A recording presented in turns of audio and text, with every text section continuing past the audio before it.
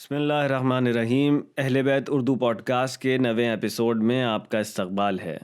یہ واقعہ جو میں آپ کو سنانے جا رہا ہوں یہ ڈاکٹر محمد تیجانی سماوی صاحب نے خود اپنی کتاب میں نقل کیا ہے۔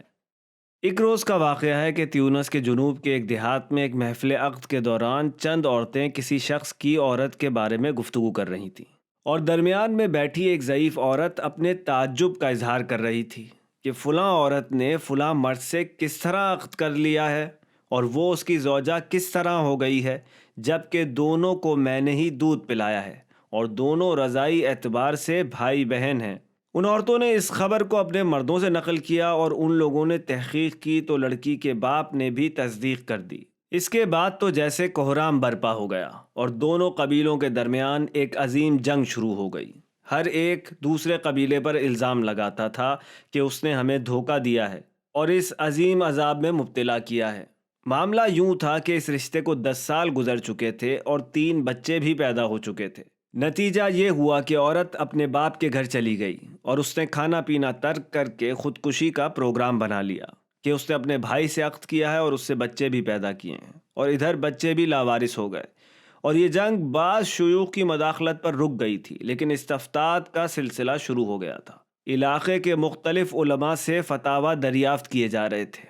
سب کے سب اس معاملے کو حرام قرار دے رہے تھے اور اپنے اپنے اعتبار سے کفارہ بھی معین کر رہے تھے۔ اتفاقاً وہ لوگ قفصہ آئے اور یہاں کے علماء سے بھی دریافت کیا۔ انہوں نے بھی وہی جواب دیا، اس لیے کہ سب امام مالک کے مقلد تھے، اور وہ یعنی امام مالک ایک قطرہ دودھ پلانے سے بھی حرمت کے قائل ہو جاتے ہیں، اور ان کی نگاہ میں دودھ کا حکم شراب جیسا ہے کہ اس کا قلیل و کثیر سب حرام ہے۔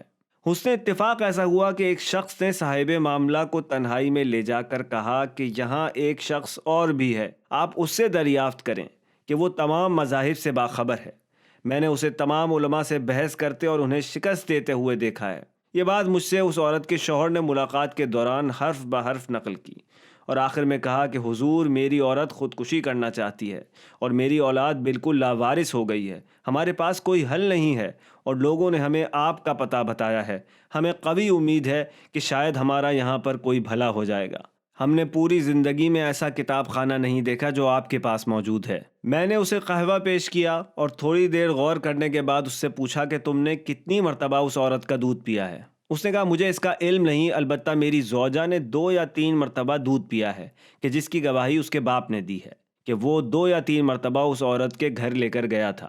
میں نے کہا کہ اگر یہ بات ٹھیک ہے تو تمہارے اوپر کوئی ذمہ داری نہیں اور تمہارا نکاح جائز اور ٹھیک ہے۔ یہ سننا تھا کہ وہ مسکین میرے قدموں پر گر پڑا اور ہاتھ پیر کے بوسے دینے لگا۔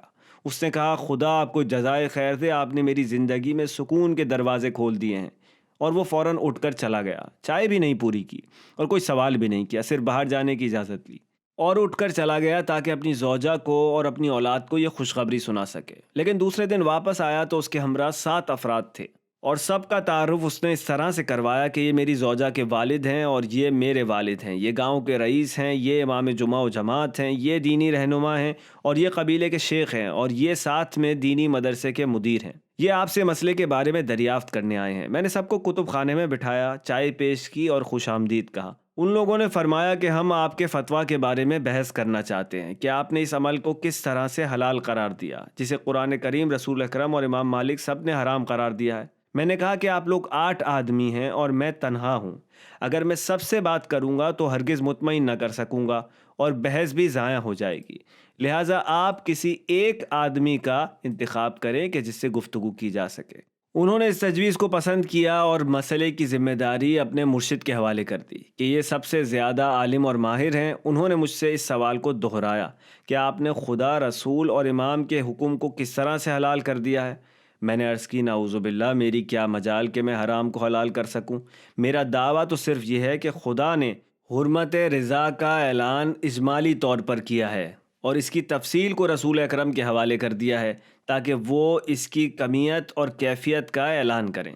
انہوں نے کہا تو امام مالک نے ایک قطرے کی رضاعت کو بھی موجب حرمت قرار دیا ہے۔ میں نے عرض کیا کہ مجھے معلوم ہے، لیکن امام مالک تمام مسلمانوں کے لیے حجت نہیں ہے، ورنہ دوسرے ائمہ کا کیا ہوگا؟ اس کے بعد کچھ اور گفتگو ہوئی۔ اس کے بعد ایک شخص نے کہا کہ ہم نے سنا ہے کہ آپ شیعہ ہیں اور حضرت علی کی عبادت کرتے ہیں۔ دوسرے شخص نے اسے زور سے ٹھوکر مار کر کہا کہ خاموش رہو، تم اس قسم کی باتیں کیسے پڑھے لکھے شخص کے بارے میں کہہ رہے ہو، جبکہ میں نے تمام علماء کو دیکھا ہے اور کسی کے گھر میں اتنا بڑا کتاب خانہ نہیں ہے جیسا یہاں ہے۔ یہ شخص پورے علم اور اعتماد کے ساتھ بولتا ہے اور اس کے حق میں اس طرح کی جسارت ممکن نہیں ہے۔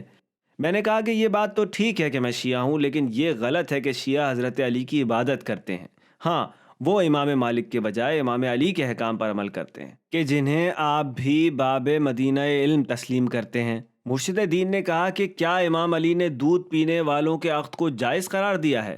میں نے کہا کہ نہیں، لیکن انہوں نے اس وقت حرام قرار دیا ہے جب دودھ پینے کی مقدار 15 مرتبہ مسلسل ہو یا اس قدر ہو کہ گوشت اور پوست روئیدہ ہو جائے۔ یہ سننا تھا کہ زوجہ کے والد کا چہرہ خوشی سے دمکنے لگا اور اس نے کہا کہ الحمدللہ میری بچی نے 2 یا 3 مرتبہ دودھ پیا ہے، اور امام علی کا یہ ارشاد اس مصیبت سے نکل آنے کے لیے کافی ہے۔ یہ در حقیقت عالم یاس میں ایک خدائی رحمت و بشارت ہے۔ مرشد نے کہا کہ ہمیں اس قول کی دلیل چاہیے تاکہ ہم مطمئن ہو سکیں۔ میں نے اسے سید الخوئی کی کتاب منہاج الصالحین دے دی۔ انہوں نے باب رضاعت کا مطالعہ کیا اور پڑھ کر سب کو سنایا، جس پر تمام لوگ بے حد خوش ہوئے، خصوصاً وہ شوہر جو اس بات سے خوفزدہ تھا کہ اگر میں انہیں مطمئن نہ کر سکا تو اس کا کیا ہوگا۔ اس کے بعد ان لوگوں نے کتاب کو عاریتاً لے لیا تاکہ اہل قریہ کو دکھا سکیں، اور معذرت کرتے ہوئے اور دعائیں دیتے ہوئے تشریف لے گئے۔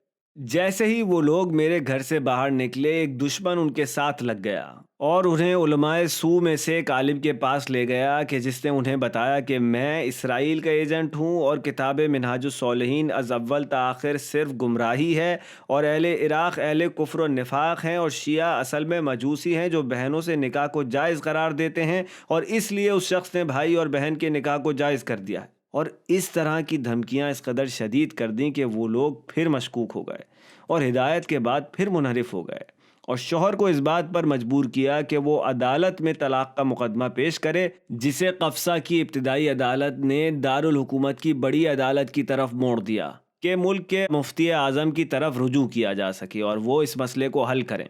شوہر نے دارالحکومت کا سفر کر کے 1 مہینہ وہاں قیام کیا تاکہ مفتی اعظم کی خدمت میں باریاب ہو سکے اور اپنا قصہ بیان کر سکے۔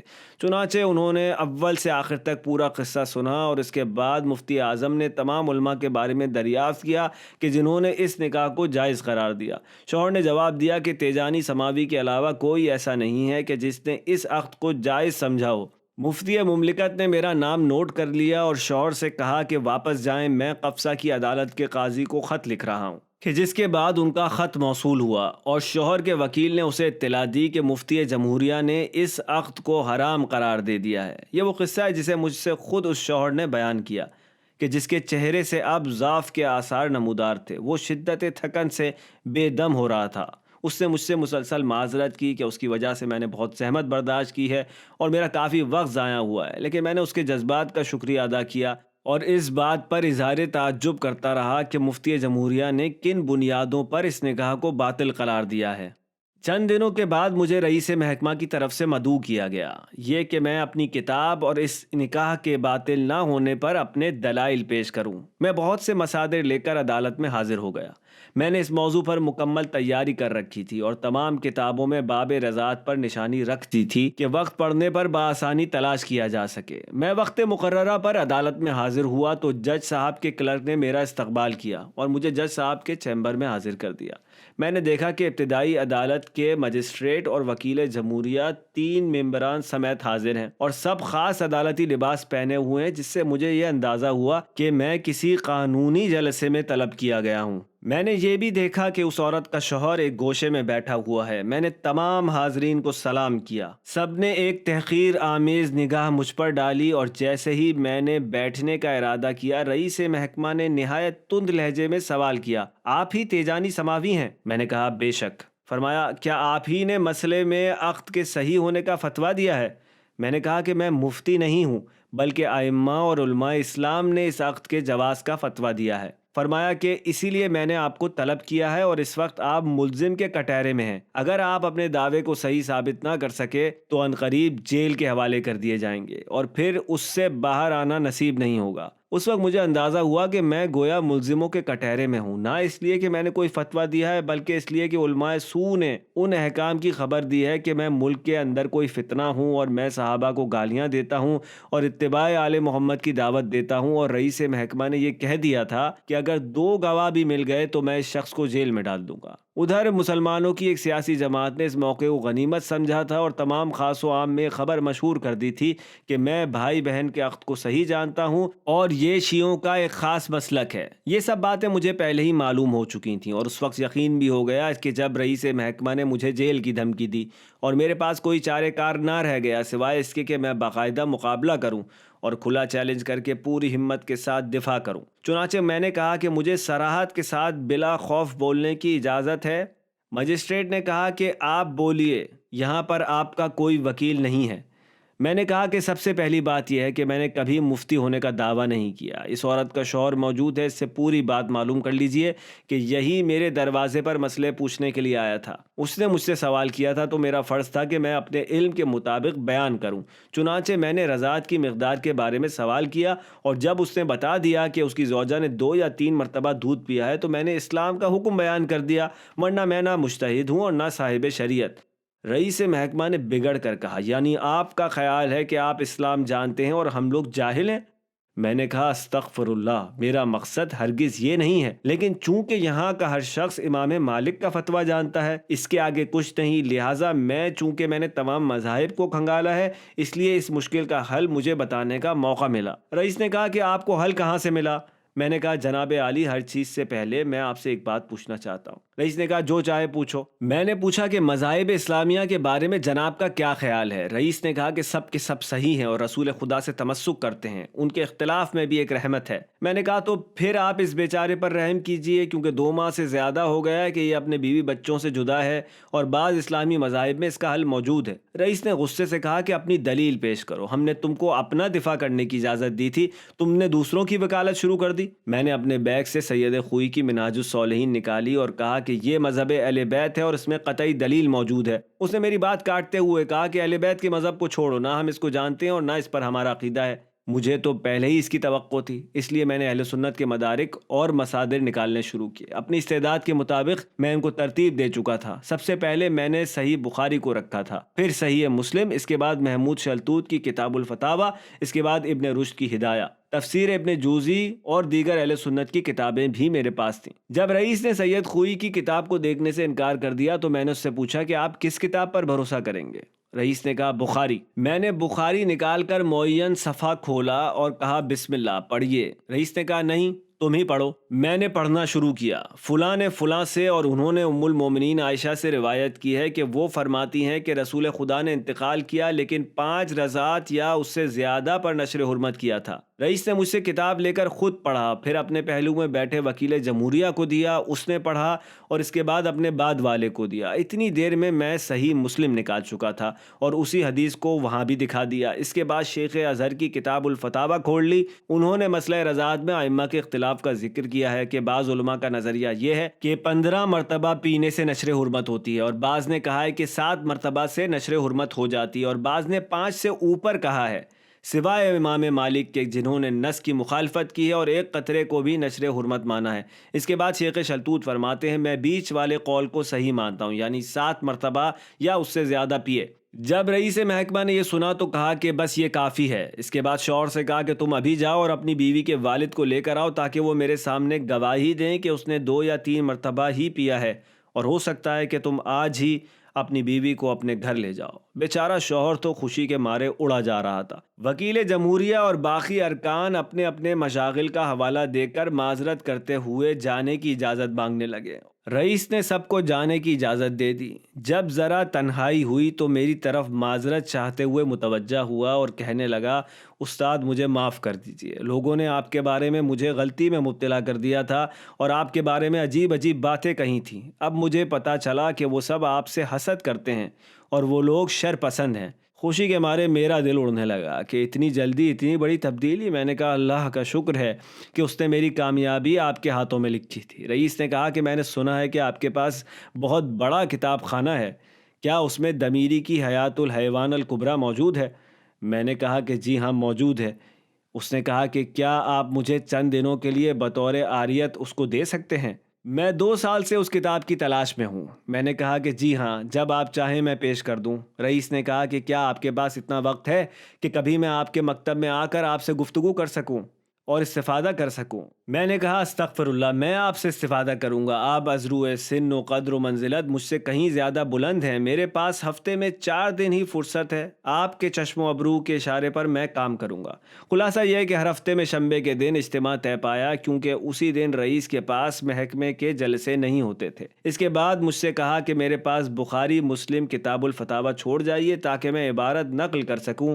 اس کے بعد بذات خود مجھے دفتر کے دروازے تک رخصت کرنے کے لیے آئے، اور میں خدا کی اس دی ہوئی کامیابی پر اس کی حمد کرتا ہوا چلا کہ جب میں داخل ہوا تھا تو خوفزدہ تھا، مجھے جیل کی دھمکی دی گئی، اور اب جب میں نکل رہا ہوں تو رئیس محکمہ گویا میرا دوست بن چکا ہے اور میرا احترام کرنے لگا ہے اور میرے ساتھ نشست و برخاست کرنا چاہتا ہے تاکہ مجھ سے استفادہ کر سکے۔ یہ صرف اور صرف اہل بیت کے راستے پر چلنے کی برکت ہے کہ جو بھی اہل بیت سے متمسک ہوا وہ کبھی ناکام نہیں ہوا، اور جس نے ان کی پناہ حاصل کی وہ مامون ہو گیا۔